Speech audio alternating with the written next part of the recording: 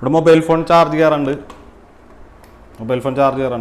അതുപോലെ തന്നെ ഒരു 9 വാട്ട്സിൻ്റെ ഒരു ബൾബ് കത്തുണ്ട്. ബ്ലൂടൂത്ത് സ്പീക്കർ, ഇതൊരു സെറ്റപ്പാണ്. നമുക്കിത് പെയിൻ്റൊക്കെ അടിച്ച് നല്ല സെറ്റ് ചെയ്തൊക്കെ അടിപൊളിയാക്കി ചെയ്യാം. ഇതൊരു ബ്ലൂടൂത്തിൻ്റെ ഇതാണ്, ബാറ്ററിയിലല്ല. നേരിട്ട് ഈ ഒരു mini inverter, mini DC to AC converter വെച്ചിട്ടാണ് വർക്ക് ചെയ്യണത്. നിങ്ങൾക്ക് ഏകദേശം ഒരു 1000-1500 ഉണ്ടെങ്കിൽ സെറ്റ് ചെയ്തെടുക്കാൻ പറ്റും. ഈ ബാറ്ററി അല്ല, ഇത് 26Hൻ്റെ എക്സൈഡിൻ്റെ ബാറ്ററി. ഇതിന് വില കൂടുതലാണ്. 7H ബാറ്ററി 12 വോൾട്ട് വെച്ചും ചെയ്യാം. അങ്ങനെ 1500 ഒക്കെ നമുക്ക് സെറ്റ് ചെയ്യാൻ പറ്റും. അതുപോലെ ഇത് ട്യൂബാണ്, LED ട്യൂബ്, 18 വാട്ട്സിൻ്റെ ട്യൂബാണ്. അപ്പോൾ ഈ ഒരു ചെറിയ സെറ്റപ്പ് എങ്ങനെയാണെന്ന് നോക്കിയാലോ. അപ്പോൾ ഫ്രണ്ട്സ്, നിങ്ങൾ നേരത്തെ കണ്ട ഒരു DC to AC കൺവെർട്ടറാണിത്. ഇതിൻ്റെ വില വന്നതെന്ന് വെച്ചിട്ടുണ്ടെങ്കിൽ ഇതൊരു 350-400 തുടങ്ങിയ റേഞ്ചിലൊക്കെ ഈ ഒരു കൺവെർട്ടർ വന്നിട്ടുണ്ട്. ഇതിൻ്റെ ഏറ്റവും വലിയ ഗുണമെന്ന് വെച്ചിട്ടുണ്ടെങ്കിൽ ഇതിന് വളരെ വില കുറവാണ്.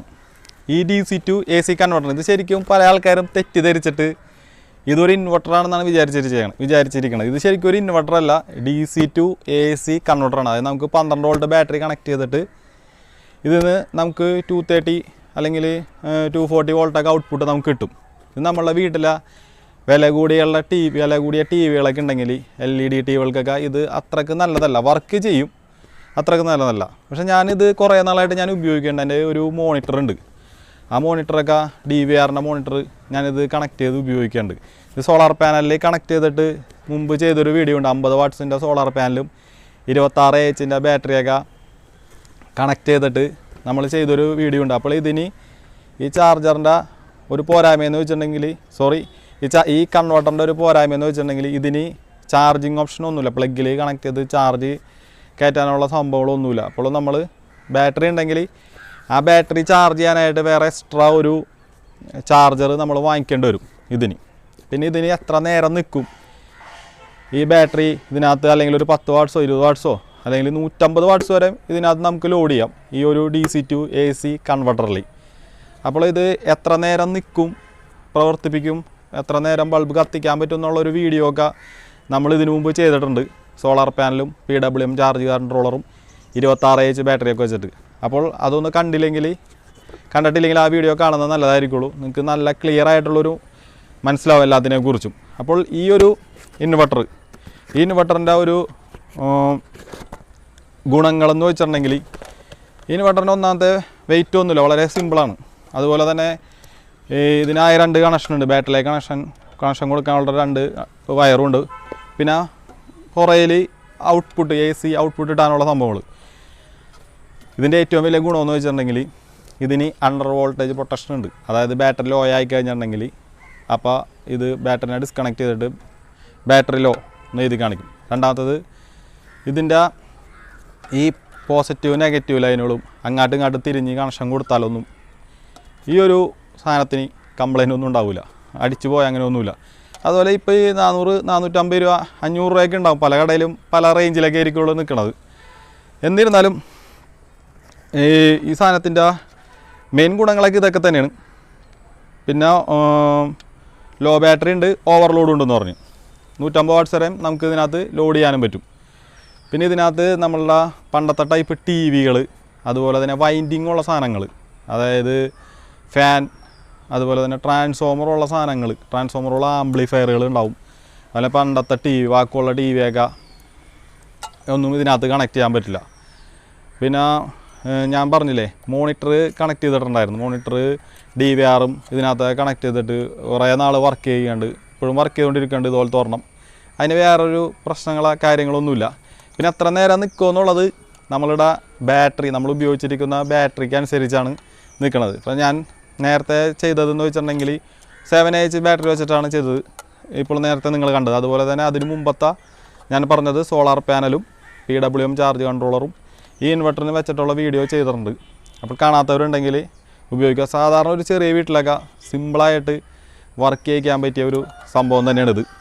ആദ്യം നമുക്കിതിനൊന്ന് ബാറ്ററി ആയിട്ട് കണക്ട് ചെയ്ത് നോക്കാം.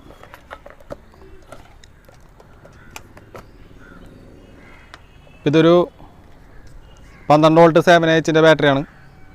അപ്പോൾ ഇതിൻ്റെ പോസിറ്റീവ് തന്നെ കൊടുത്തേക്കാം. തിരിഞ്ഞു പോയാലൊന്നും കുഴപ്പമൊന്നുമില്ല. ഇതിന് ഞാൻ എപ്പോഴും മാറിപ്പോവും. ഒരു മിനി ഇൻവെർട്ടർ എന്നാണ് പറഞ്ഞു പോണത്. മിനി ഇൻവെർട്ടർ അല്ലാട്ട ശരിക്കും ഇതൊരു DC to AC കൺവെർട്ടറാണ്. കുത്തുമ്പോൾ തന്നെ ടിക്കുന്നൊരു സൗണ്ട് ആക്കുന്നുണ്ട്. റിലേ എന്തോ ഉണ്ടെന്നാണ് അതിനുള്ളത്, ഓണാക്കാനുള്ള ശബ്ദമാണ്. അതുപോലെ ഞാൻ ഒരു സ്വിച്ച് ബോർഡ് എടുത്തിട്ടുണ്ട് ഇതിൻ്റെ പുറയിൽ കണക്ട് ചെയ്യാനായിട്ട്, AC ഔട്ട്പുട്ട് കിട്ടാനായിട്ട്. അപ്പോൾ അതിൻ്റെ ബാക്കിൽ ഇങ്ങനത്തെ ഒരു സംഭവം ഉണ്ട്, അതിൽ കണക്ട് ചെയ്യുക. കണക്ട് ചെയ്തിട്ട് സ്വിച്ച് ഓൺ ആക്കിയാറുണ്ട്. ഇനി നമ്മുടെ പ്ലഗിൽ കണക്ട് ചെയ്ത് നോക്കാം. ഇതാ കത്തണ്ട് അടിപൊളിയായിട്ട്. ലോ ബാറ്ററി കാണിക്കാണ്ട്, ബാറ്ററി ചാർജ് കുറവാണെന്നാണ്. അപ്പോൾ ഇത് കത്തിയിട്ടുണ്ട്. അതുപോലെ നമ്മളിവിടെ ചാർജർ ഒന്ന് കണക്ട് ചെയ്ത് നോക്കാം. മൊബൈൽ ചാർജർ, മൊബൈലിൻ്റെ ഒരു ചാർജറാണ്. ഞാനിപ്പോൾ ഇങ്ങനെ നിങ്ങളെ കാണിക്കാൻ വേണ്ടി ചെയ്യാനായിട്ടാ. അടിപൊളിയായിട്ടൊക്കെ ഇത് ചെയ്യാൻ പറ്റും.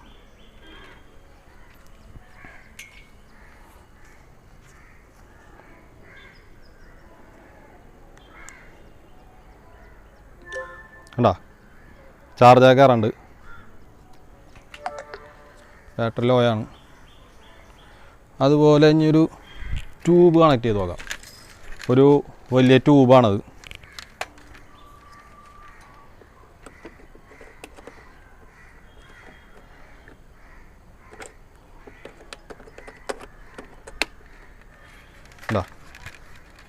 ട്യൂബൊക്കെ കത്തിയാറുണ്ട്. വലിയ ട്യൂബാണത്.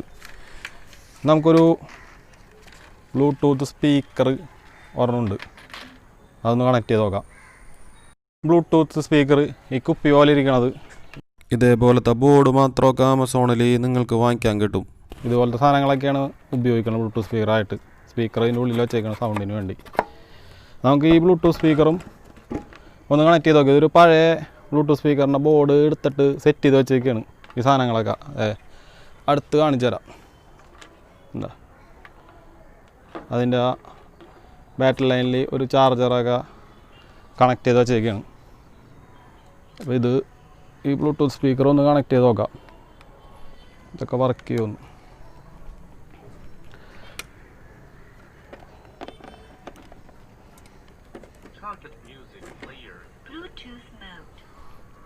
ബ്ലൂടൂത്ത് കണക്ട് ചെയ്തതിൻ്റെ ഒച്ച കേട്ടിട്ടുണ്ട്. വോളിയം കുറച്ച് കൂട്ടിയോട്ടെ.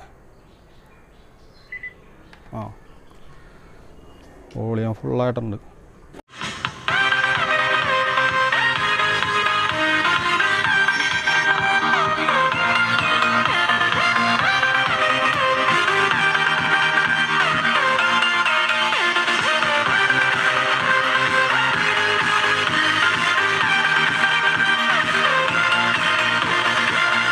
ഇന്നത്തെ വീഡിയോ ഇഷ്ടമായെങ്കിൽ ഇപ്പോൾ തന്നെ ഞങ്ങളുടെ ചാനൽ സബ്സ്ക്രൈബ് ചെയ്യുക. വീഡിയോയിൽ എന്തെങ്കിലും സംശയമുണ്ടെങ്കിൽ കമൻറ്റ് ബോക്സിലൂടെ ചോദിക്കാനും മടിക്കരുത്. അപ്പോൾ മറ്റൊരു നല്ലൊരു വീഡിയോ ആയിട്ട് വീണ്ടും കാണുമെന്ന പ്രതീക്ഷയോടെ ഞാൻ കഷിൽ ജോയ്. Bye bye.